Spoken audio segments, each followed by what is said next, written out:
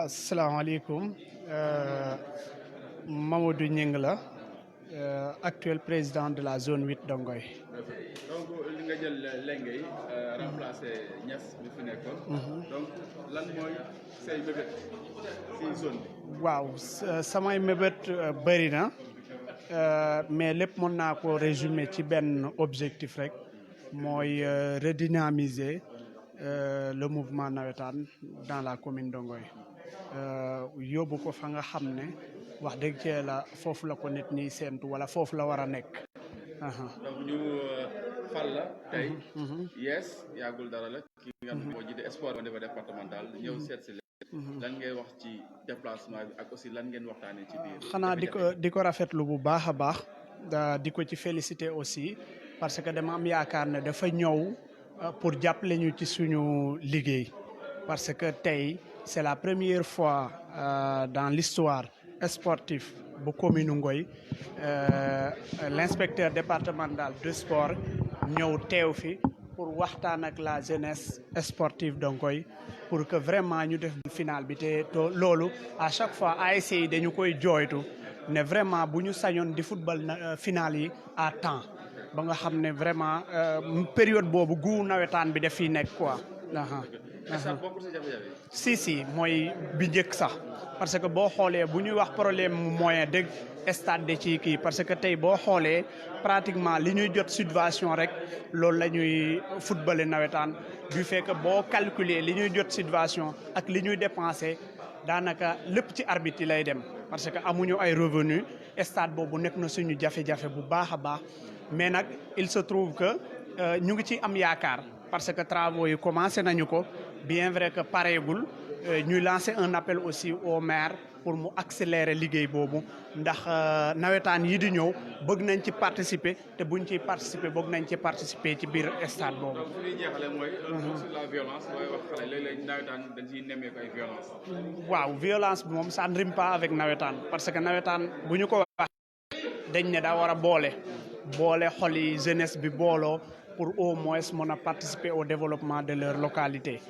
loolu nag dinañ ci jéem a taxaw def ci démarche parce que dama am yaakaar ne violence yi li ci ëpp ñàkk a déggoo lay doon ñàkk a information bu ñàkk a jàll. léegi tey nag ñun envisager nañu def le tour des ASC organiser une cellule comme ni ko le chef de service defee nii toog waxtaan ak ASC yi.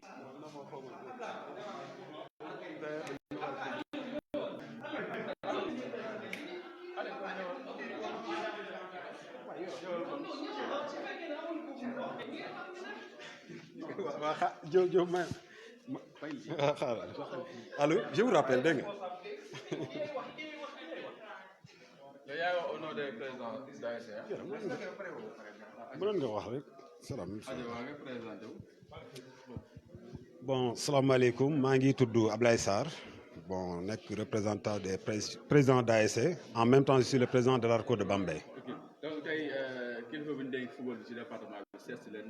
d'abord ban jàngat ngeen def. donc loolu d'abord dañ ci sant yàlla bu baax vraiment di ko féliciter ci yen bi nga xam ne nii yenu na ko vraiment yàlla oyofal ko te lii mu def nii tout à l'heure wax naa ko ci salle bi vraiment muy loo xam ne ñun jeunesse su Ngoy dañ cee gis suñ bopp aussi vraiment kontaan ci bu baax parce que rapproché wu nañu te nit ki bu fekkee da nga ko bëgg a saafaraal jàngoroom boo ko jegeñee rek di nga xam jàngoroom pour mën ko koo saafaraal te loolu la def tey donc vraiment rafetlu nañ ko kontaan nañ ci te discuter nañoo ak moom aussi largement sur toutes les questions relatives au sort du local. donc li ñuy xaar mooy li nga xam ne ni ay jafe-jafe yu ñu fi soulever la je crois que dinañu ci dimbale yeggaleel ñu ko ci autorités yi pour ñu mën cee jàpp. parce que vraiment sport bi à vrai dire dafa sooxe à Ngoy waaw. donc ci côté yëpp parce que boo jëlee problème tey fi mu mën a nekk mooy muy formation muy aussi accompagnement bi par exemple ay moyens yi ak également infrastructure yi parce que ñëpp xam nañ ne ñun jusqu'à présent suñu terrain bi mu ngi nii bon pratiquement ci terrain vague la ñuy jouer quoi. waaye donc nag suñu jafe-jafe bi ci njëkk comme ni ma ko waxee formation bi bokk na ci faaw ñu former les dirigeants bu ko defee violence yi am ci sport yi mu mën a wàññeeku en plus aussi les ASC ici duñ leen subventionné te dañoo soxla subvention pour mën a dérouler suñuy activité parce que bu fekkee ne amuñu subvention duñu mën a dem de l'avant oui c'est ça merci bien jërëjëf Aliou ñëwal.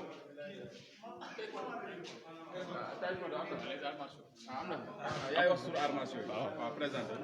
Bon, maa ngi tudd Damba, maître de taekwondo à Ngoy, en même temps professeur de portugais au lycée de Ngoy. waaw tey service des sports seet si leen.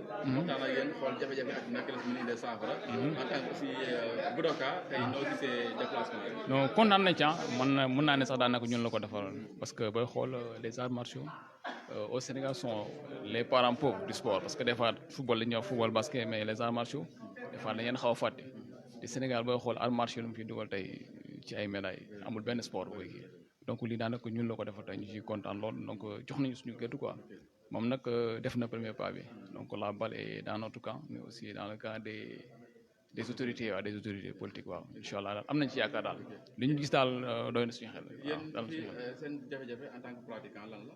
bon ñun nag jafe-jafe majeur bi mooy toujours parce que taekwondo foog nga am benn salle boo xam ne c'est une salle fermée foog nga am tatami maanaam fu xaw a nooy nga xam ne boo daanoo doo gaañu mais foog nga am aussi ay protection lu mel ni casque ay plastron ay tibia ay protection voilà donc loolu moom c'est indispensable quoi voilà te ça coûte un peu cher donc des fois pour benn nit engagé ko day xaw a métti waaw donc il faut que les autorités jàpp ci bu baax a baax a baax. les autorités. salle bi nag daaw la kii yow waaw jooytu ne parce que ñëwoon nañ fii pour def démarche pour ñu jox ñu dojo bi xam nga wala nga wax matériel foog nga am dojo pare actuellement ci benn kër la ñuy entraîné doon actuellement ñëwoon nañu def démarche pour ñu jox ñu dojo bi mais boobu ba léegi mi ngi xaw a traîné waaw. mais yaakaar am na la. non am nañ ci yaakaar bu baax moom am nañ ci yaakaar waaw. aussi déplacement bi monsieur Ndiaye def ñoo seet leen am nañ yaakaar ne espoir mën na am par rapport au dojo. bien sûr te moom aussi sax bon en dehors de ça il est ceinture noire de taekwondo et puis c'est notre directeur technique régional aussi waaw voilà aussi avant mi nekk inspecteur de sport aussi bon Moussa Touré fu Moussa taxawal taekwondo moom voilà il s'est toujours battu pour le taekwondo voilà. merci ñu ciy kontaan loolu. ok merci beaucoup. école football amul de am na kay am na représentant Lille waaw c'est le Gaston de Bambey. Assane waaw ñu ngi lay nuyu. ñu ngi lay delloo ziar Matar di nuyu waa CDG bi yëpp ak monsieur Ndiaye chargé des sports de Bambey ñu kontaan ci moom lool di rafetlu nag accueillam bi ñu accueillir nii ndaxte bu yeboo ma ne 2006 ba léegi maa ngi fii lii mu def c'est la première fois ma gis ko ñu koy rafetlu nag bu baax a baax di ko naan yéen bi yàlla na woyof ci kawam yàlla làq fu yàq eggul jërëjëf. yow promoteur bi lan mooy jafe-jafe bi. ah aussi doomu Ngoy. en tant que doomu Ngoy doomu département Bambey suñ jafe-jafe moom ñun lépp lu ñuy jooy rek mooy sécurité lamb moom mooy suñ sécurité mooy suñu problème man moom lamb bu amoon sécurité ak tous les moyens li mu mën di laaj rek mën naa ko cee servir mais ñun suñ problème mooy sécurité aussi ñu demande CNG mu defal ñu ay branches yu bees pour aussi la nga xam ne moom la ñuy am gis Dakar di ko fa dund ñu mën koo dund ci département bi man loolu rek laa ci amoon lu may wax. violence aussi ak zéro violence ndaxte aussi violence moom bu amee ci lu mu dugg rek loolu yàqu na waaw ñuy lancer un appel à tout le monde ñëpp ñi nga xam ne képp koo xam ne da nga am licence muy mbër yi nga jël contrat jàmbur dama renouveler sa licence pour mën a nekk en jour nga xam boobu benn inconvénient du am benn problème du am may lancer ñëpp à tout le monde aussi ñu massivement ci suñu bés bi kori 3e jour stade Amnesty bu Bambey ñu ngi lancer un appel à tout le monde jërëjëf.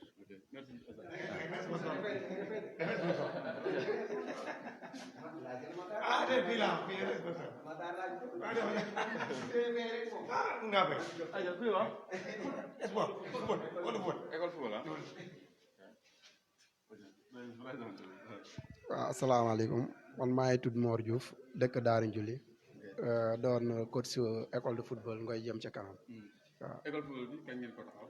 école football bi ñu ko taxawalee léegi mu ngi dem ci 5 ans waaw. 5 ans yéen a ngi dem compétition. waaw dem nañu Diourbel defi nañu test foofu dem nañu Fatick ak tournoi bi ni commencé woon Bambey ak ñoom Léwo. yan jafe-jafe ngeen jàngate école football bi. waaw jafe-jafe yi daal mooy problème mu terrain ak ay matériel pour entraînement. ay balak yooyu ay polook yooyu amuñu ci dara waaw.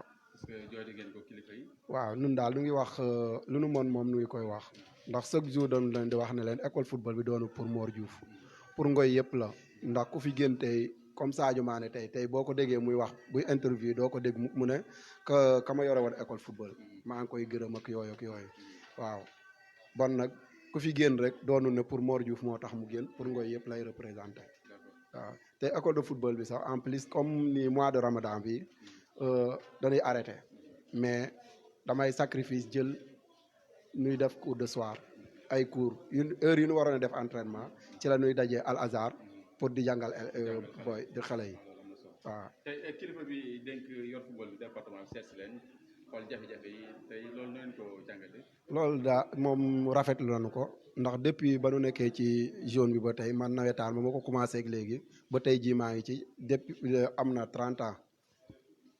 ndax tey boo gisee sama doom tey mu ngi ci 20 ans te depuis ba ma nekkee nawetaan di jouer nawetaan ba tey boobu moom judoogul sax bon xam nga nun yàgg nañu ci nawetaan dund nan lu nekk ci nawetaan ndax sport moom dafa doon la nga xam ne noonu dañu koo bëgg. tey kilifa bi déplacement bi mu def tey nu ngeen ko gisee. moom ni ñu ko gisee daal moom rafetlu nañu ko te gëm nañu ne li ñu ko soumettre foog na am nañu yaakaar daal ne li ñu metti daal lu ñu manqué yëpp daal yàlla mën nañu cee jàppale. waaw bu baax. ok merci.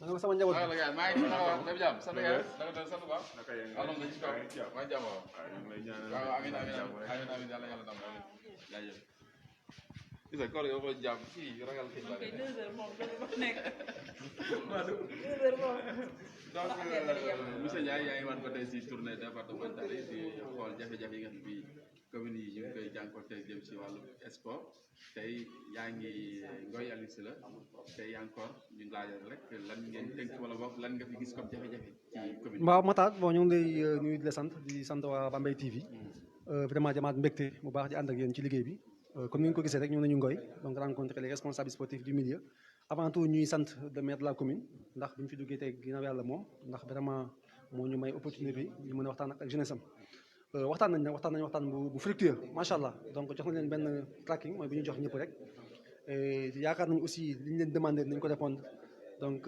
spécifiquement bu ñu paree nañu jéem a def tënk xool nag jafe-jafe yi nga xam ne donc moom la commune bi rencontré mais néanmoins boo déggee seen intervention da ngay xam ne donc premier point bi nga xam ne peut-être mooy poser problème souvent c'est la sécurité et quand on parle de sécurité on pense à la lutte te nañ ci def suñu kéem kattan dañu jéem a jàppale promoteurs yi donc avec les autorités compétentes donc ñu mën leen accompagner ba gars yi mën a dérouler seen activité comme il le faut bu ñu waxee sécurité également on pense au navétane souvent terrain bi bu nekkee amul clôture wala amul grille de protection dina poser problème te ne am xam nañu amul mais je pense que ñu ci waxtaan ak autorités compétentes yi donc jéem a xool les mesures de la faisabilité.